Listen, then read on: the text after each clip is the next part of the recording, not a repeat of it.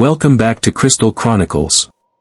In the last episode, we followed the childhood of twin brothers, who learned hunger before love, and silence before safety.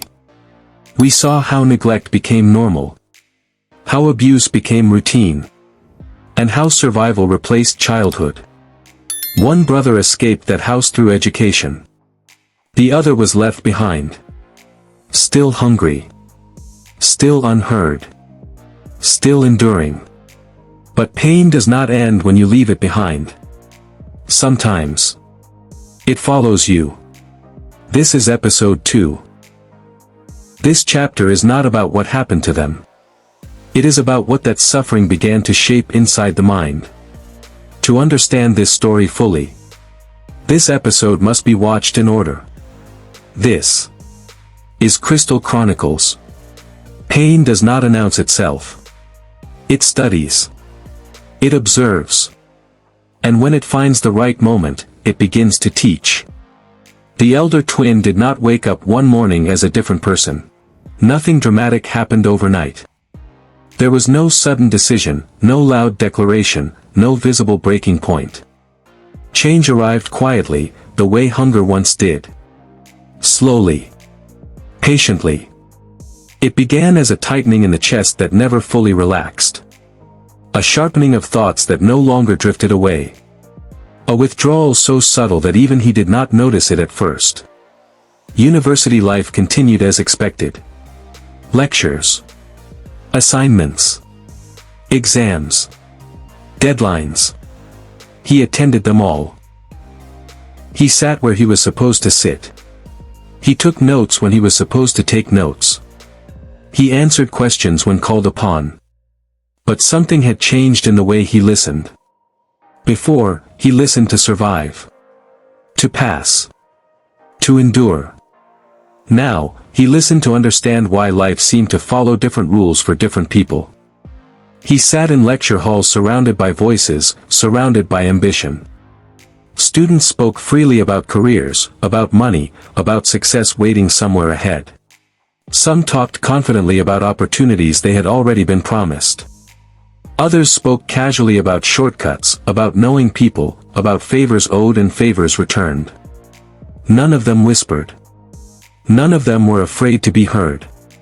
And for the first time, the elder twin noticed something with painful clarity: not everyone suffered equally.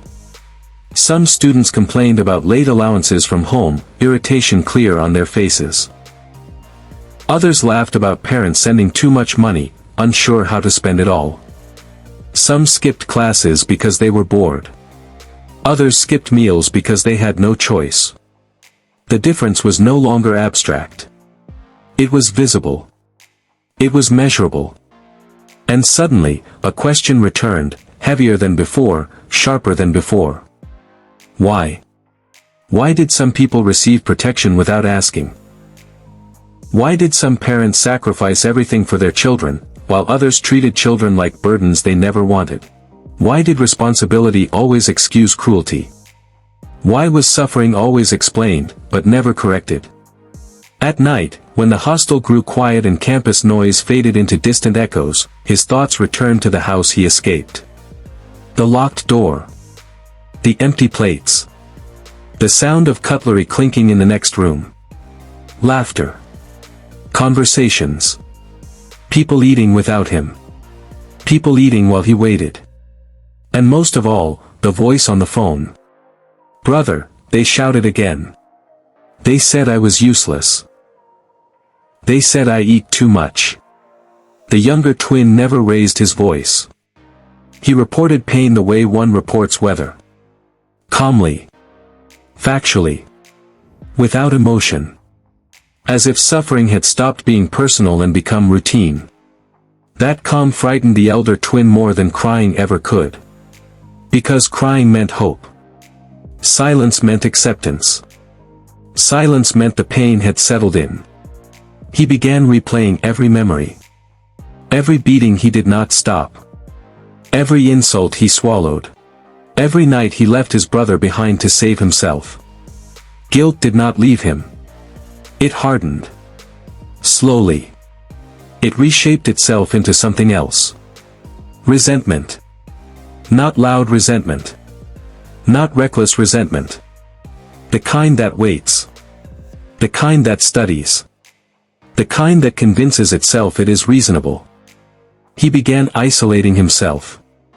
Sitting alone longer than usual. Avoiding conversations that felt shallow. Ignoring calls he did not have the strength to explain himself through. But he listened. Always listening. In the cafeteria, he overheard stories. Stories of boys who came from nothing and suddenly had everything. Phones rang differently for them. Their problems disappeared quickly. Their lives changed fast. When asked how, they smiled. They joked. They spoke in half sentences. Some things are better left unsaid. That sentence stayed with him longer than it should have. Back home, the younger twin continued enduring. The house did not change. The rules did not soften. The insults did not reduce. If anything, the absence of the elder twin made things worse. There was no witness now. No one to intervene. No one to threaten escape. The boy worked harder. Obeyed more. Spoke less. And still, it was never enough. Some nights, he stared at the ceiling. Not praying. Not crying. Just counting breaths. 1, 2, 3. He no longer imagined rescue. He imagined endurance. That was the real tragedy. Meanwhile, the elder twin's mind began reorganizing itself. Before, pain felt random. Now, it began forming patterns. He noticed how cruelty often hid behind authority. How people excused harm with responsibility. How adults justified abuse with stress. They are poor. They are tired. They did their best.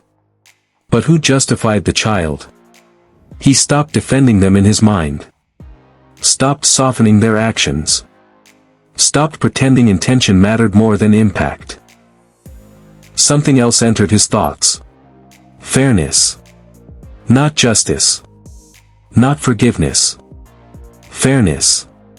If pain was shared equally, if loss was balanced, would it still feel wrong? These thoughts disturbed him. He did not like them. He resisted them. He tried to push them away. But pain is persuasive. And pain, when ignored long enough, learns how to argue. One evening, after another call ended quietly, he sat alone with the phone still in his hand. The room was silent. Too silent.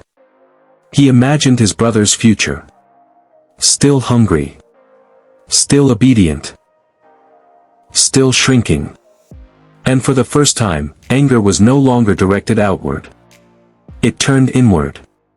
What kind of brother leaves another behind? The question cut deeply. Deeper than blame. Deeper than guilt. Days passed. Then weeks. The elder twin noticed his emotional reactions changing. Stories that once shocked him now felt familiar. Accounts of wrongdoing felt less distant. He did not act. He did not plan. But his boundaries were shifting. And that shift mattered more than he realized. Back at the house, something subtle happened. The younger twin stopped calling every night. Not because things improved, but because repeating pain felt pointless. Silence returned. Thicker than before. When he did call, his voice sounded older. Less childlike. More resigned. "I'm okay," he said once, the same lie his brother had used. And the elder twin heard himself say nothing.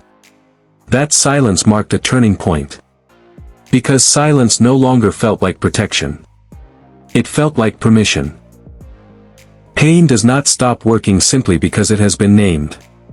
After the calls ended, after the silence returned, life continued moving around the elder twin as if nothing was wrong.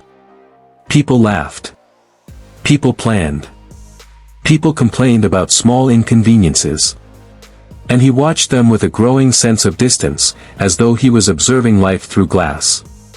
He began to realize something unsettling: the world did not pause for suffering. It adjusted around it.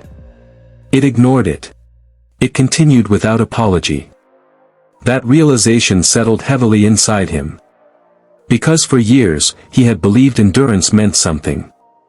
That surviving long enough would eventually lead to fairness. That patience was a form of currency. But now he saw clearly that patience was invisible. It earned no recognition. It demanded no correction. At night, he lay awake listening to the sounds of the hostel. Doors opening. Doors closing. Laughter drifting down hallways. Music playing softly in other rooms. Everyone seemed to belong somewhere. Everyone seemed protected by something. Family. Money. Certainty. He had none of those. And neither did his brother. The thought returned again and again, refusing to leave. Not as anger at first, but as arithmetic. A quiet calculation of years lost. Childhood stolen. Potential wasted. Nights spent hungry. Days spent humiliated. He counted them the way one counts debts. Back at the house, the younger twin felt time differently. Days dragged. Nights stretched endlessly. Hunger arrived on schedule. Insults arrived without warning. Fear became predictable. Predictability, he learned, was safer than hope. He stopped asking questions entirely. Questions invited attention. Attention invited punishment. So he learned to exist unnoticed. To move quietly. To reduce himself. To take up less space. To make fewer mistakes by doing nothing at all. And slowly, painfully, the boy began to disappear inside himself. The elder twin sensed this change without being told. The calls felt different now. Shorter.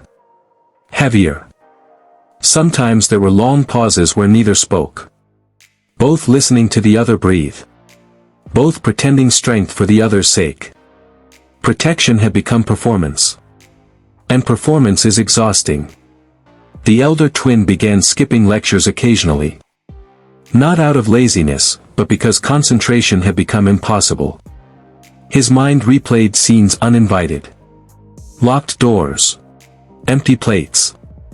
A child standing quietly while adults ate. He noticed something else too. His emotional reactions were dulling.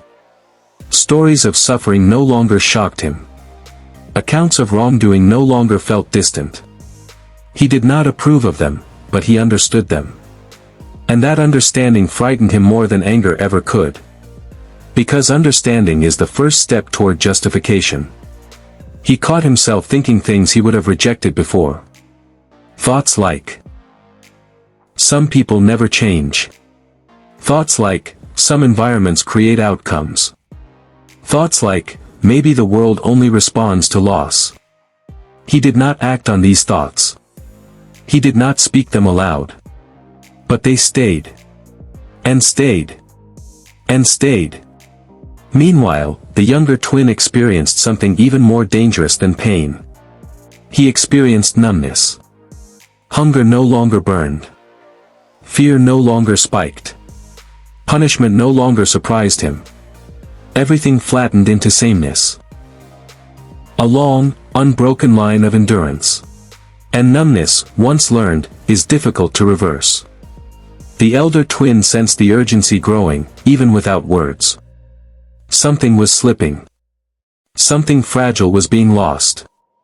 And for the first time, he felt afraid, not of what might happen, but of what might never change. That fear began pressing him toward answers. Not good answers. But answers nonetheless. Because when suffering is prolonged without explanation, the mind begins to search for meaning elsewhere. It looks for narratives that make pain feel purposeful. It listens more carefully to voices that promise clarity. And somewhere beyond this chapter, those voices were waiting. This episode does not end with confrontation. It ends with tension. With a mind opening not to violence but to influence.